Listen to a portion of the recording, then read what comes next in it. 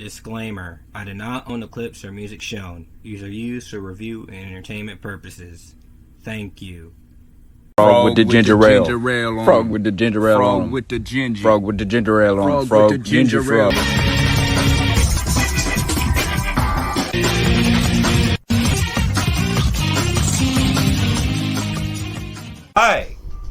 Hi there, it's Mr. Funny YouTuber Man, Channel Cameron.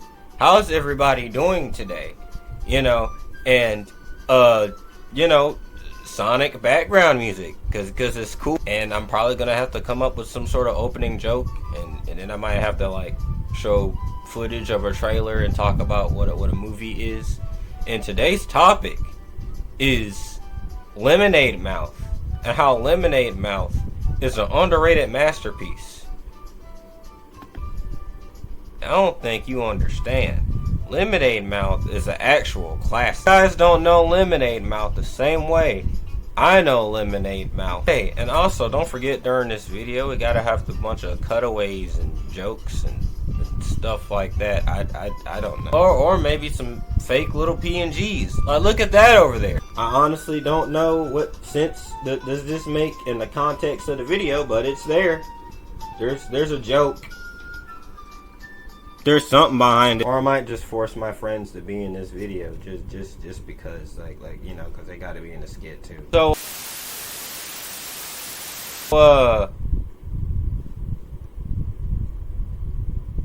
you know why you clicked on this video. Media has been a thing for a very, very, very, very, very, very, very long time. Whether it's a movie, a game, a TV show, a book, a music, just literally any type of thing that you consume for entertainment has been a thing for a very long time. And it has changed vastly with time. But time, just the way writing works, the way filmmaking or editing or just anything works, changes over time, and how it reflects a certain period or decade of when it was made.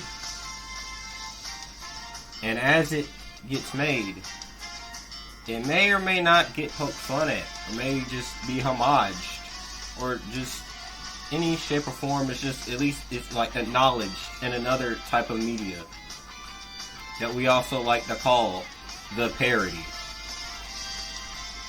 Now, here's the textbook definition of a parody: literary or musical work in which the style of an author or work is closely imitated for comic effect or in ridicule.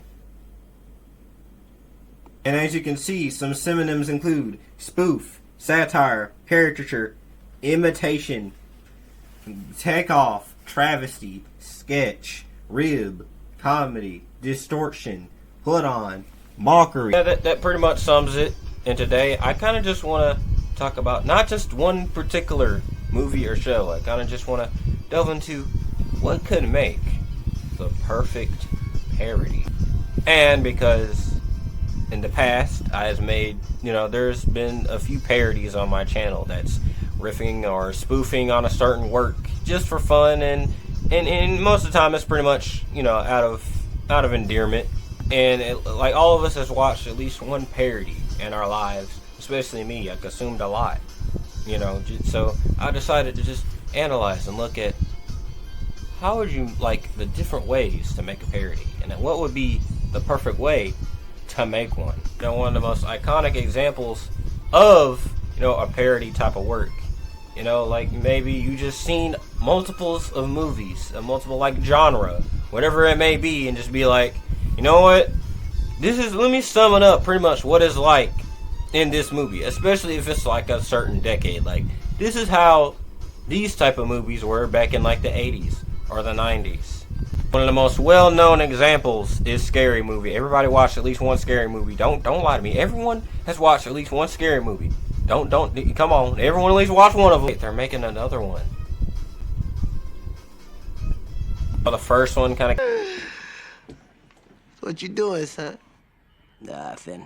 Just chilling. Killing. Came out, and it was mainly like being a parody of Scream, while also being a parody of other movies in the horror genre at the time, and it's very, very absurd and just, it's dumb. But I mean, that's the purpose. It's kind of supposed to be dumb. That's the intention. We laugh at the dumbness of the scary movies, and that's part of what makes them entertaining. And yes, they kind of like exaggerate the horror movie tropes. Like, and sometimes you think, oh, they're just gonna poke fun at like this thing. They're like, no, they take another way and just take it to the extreme. Some things they just do out of the ordinary, like them just like looking at the camera and playing basketball just cause. Faris is going crazy on the wire work. Everyone finds them entertaining because they kind of just poke funs at horror movies, but also it's kind of just the silliness of it all by itself. It's just entertaining to people. And also it kind of just spread to all types of movies where it just makes fun of just any type of movies. They kind of just churn them out like with each year. And also one of the more other well-known ones is Superhero Movie, where Drake Bell plays a parody of Spider-Man, and then years later he's actually Spider-Man.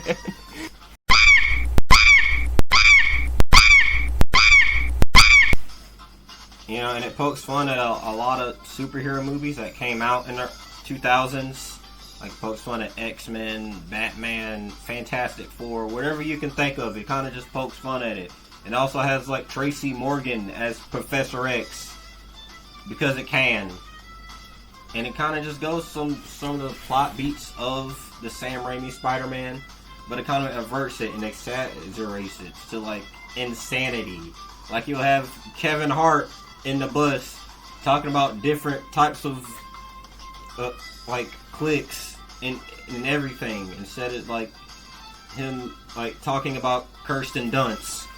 Superhero Movie is also very, very, very dumb, but for some reason I can't take my eyes off of it. It's a very interesting movie, and everyone also laughs at that because it kind of just it's kind of like riffs on stuff that came out during that era. Movie I'm riffing on. Look at this. I can't take it off.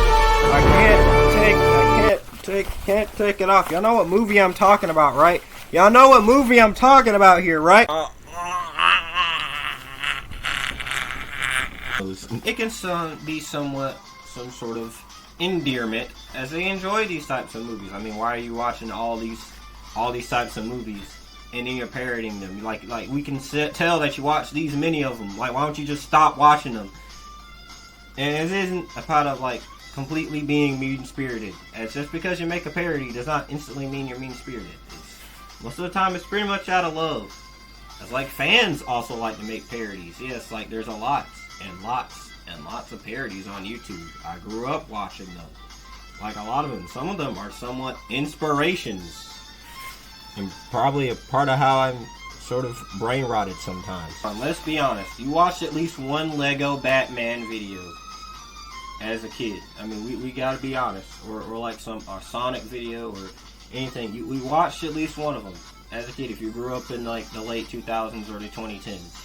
Let's be real. And it kind of made us love those types of IPs even more. And it makes us have a louder voice. We can also look at each other and laugh about certain aspects of those IPs, and it makes us love them just even more. Also, the fact you can't be just, you know, like, hey, you know this thing? How about I like poke at this types of thing because they do this types of thing? It's more of like, hey, I also like to make this type of thing that's on my own. Like, it can't just be oh, I know this thing, and I know you know this thing, so let me just, like, joke about this thing. It can't just be about that. You also still gotta make something of your own. And when it's something of your own, it can also still be entertaining on its own. And the parodic, like, jokes can add on to it. My gosh. Pencil Guy. See, he's from the hit movie Pencil Guy, 2006. It is me, Pencil Guy. From the hit movie from 2006. Now, where's my Nickelback music And why am I not wearing like a leather dark suit? Why am I not wearing it? Nah, it's 2025. Nowadays I need like padded lines and a bunch of like, I don't know, need to look more militaristic. Use a little more Chris Pratt, but you know. Yes, because you know, in Channel Cameron, we like to play a lot of random memes. We like to play a lot of.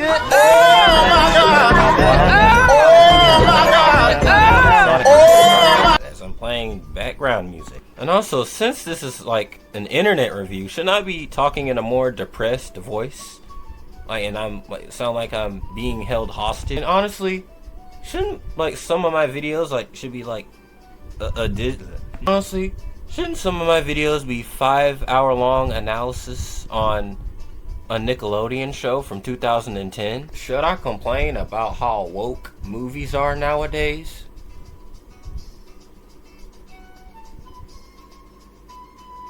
I gotta show off my collection that's in the background of every video.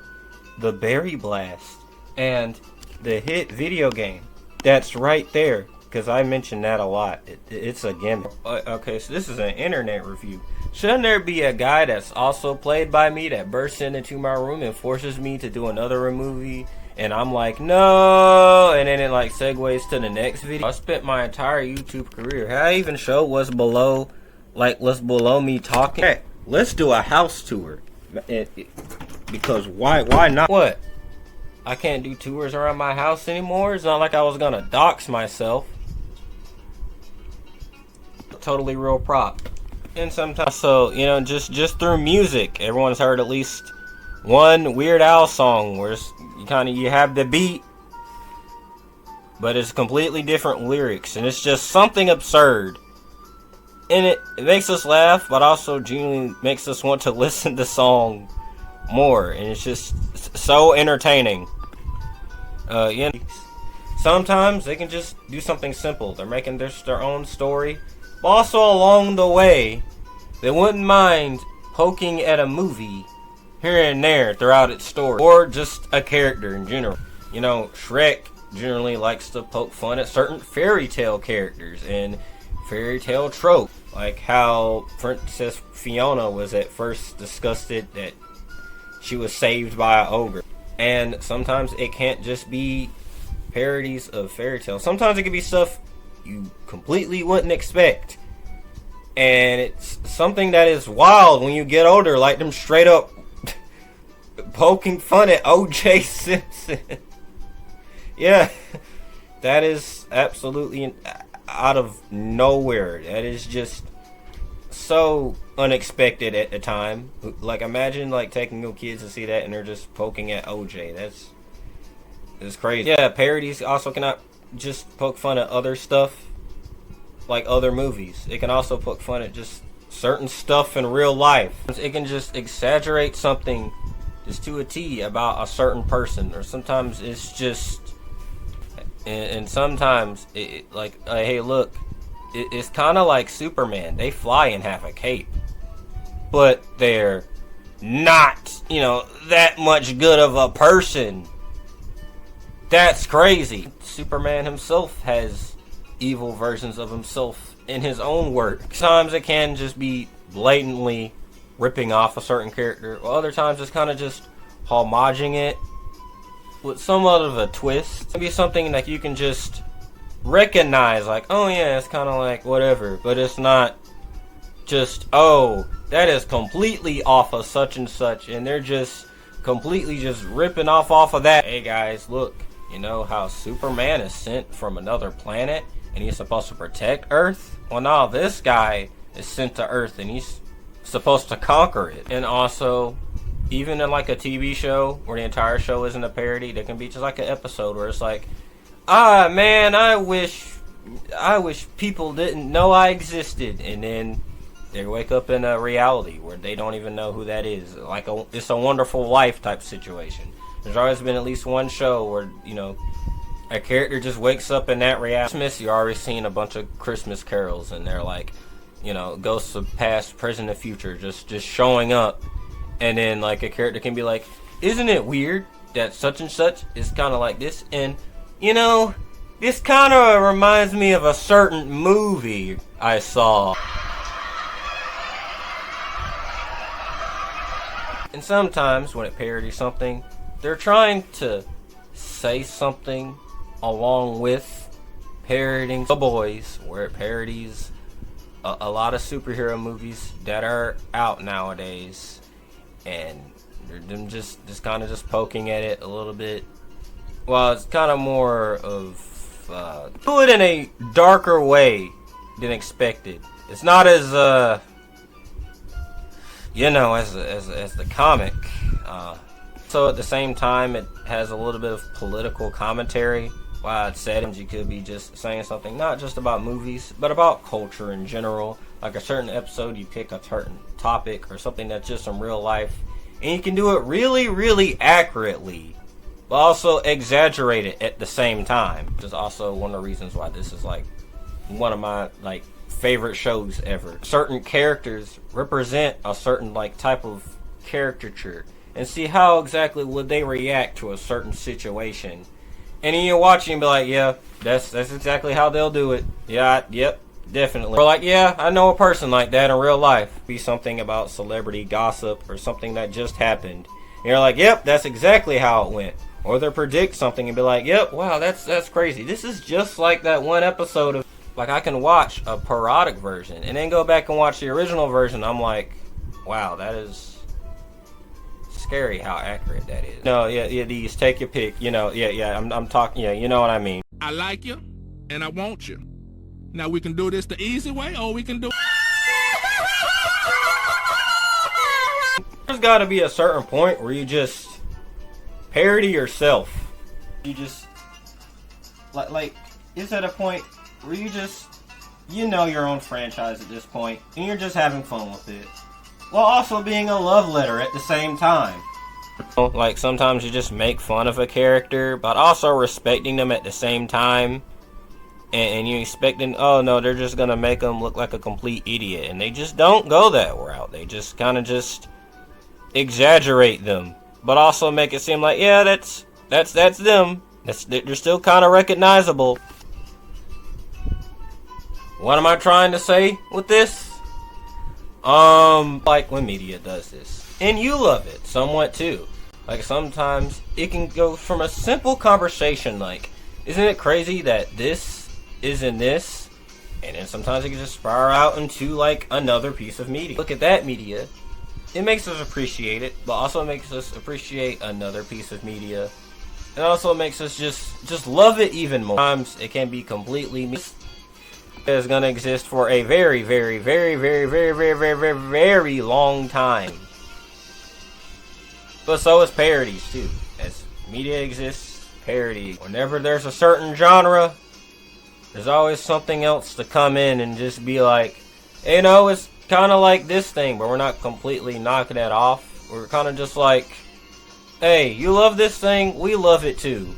We're kind of poking fun at it, but it's kind of more endearing. Something can go away that you kind of expect, or you expect something to go one way, and then it just goes the other way, in a way it's just out of nowhere. A lot of people love this, or at least I do, because I grew up just watching this types of stuff, because it's fun, and it's also part of my humor somewhat, and you can tell people love this a lot. I mean, come on, we're getting the sixth scary movie. You can tell people love this type of thing a lot. When you make a perfect parody, you just gotta just laugh with everyone.